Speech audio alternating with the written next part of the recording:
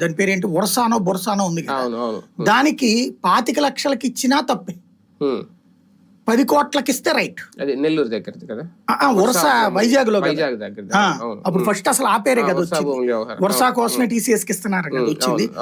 ఉరసాకి 99 పైసలకి ఇవ్వడం కోసం లేకపోతే 25 లక్షలకి ఇవ్వడం కోసం TCS కి ఇస్తే పచ్చి ద్రోహం రాష్ట్రానికి.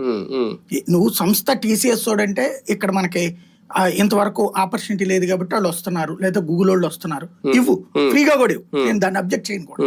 ఫ్రీగా ఇవ్వడం కంటే దానికి ఏం చేయాలంటే, ఇప్పుడు వాడు బాంబేలో తీసుకున్నా హైదరాబాద్ లో తీసుకున్నా రేట్లు ఎక్కువ ఉన్నాయి, అక్కడ వాడు డబ్బులు పెట్టినా కొంటున్నాడు, వాళ్ళు వెసులుబాటు ఇస్తున్నాయి ప్రభుత్వాలు, కొంచెం ఎగ్జామ్షన్స్ ఇస్తున్నాయి.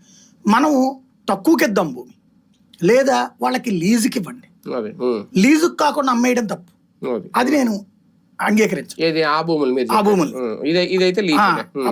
అట్లాగే ఇవ్వడం వాళ్ళకి తప్పు. ఎందుకంటే నువ్వు రిజిస్ట్రేషన్ చేస్తానన్నప్పుడు 99 పైసలకి రిజిస్ట్రేషన్ దాన్ని దిగజార్చి చేసినట్టే కదా. ఇంకోటి, వాటితో మనకున్నటువంటి కాంటాక్ట్ ఎవడు పాటిస్తున్నాడు ఈ దేశంలో? పరిశ్రమల వాళ్ళందరూ ముందు మాటలు చెప్తున్నారు, నీకు ఇన్ని వేల ఉద్యోగాలు ఇస్తావు, ఇన్ని వేల ఉద్యోగాలు, అది పేపర్లో ఉంది.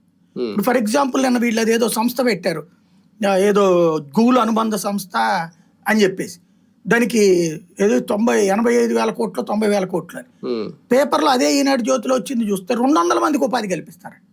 200 మందికి ఉపాధి కల్పించేదానికి 85 వేల కోట్లు పెడతాడంటే వాళ్ళు తెచ్చేసి క్యాష్ ఏమి ఇక్కడ పెట్టాడు కదా, తర్వాత ఎప్పటికో పెడతానంటాడు.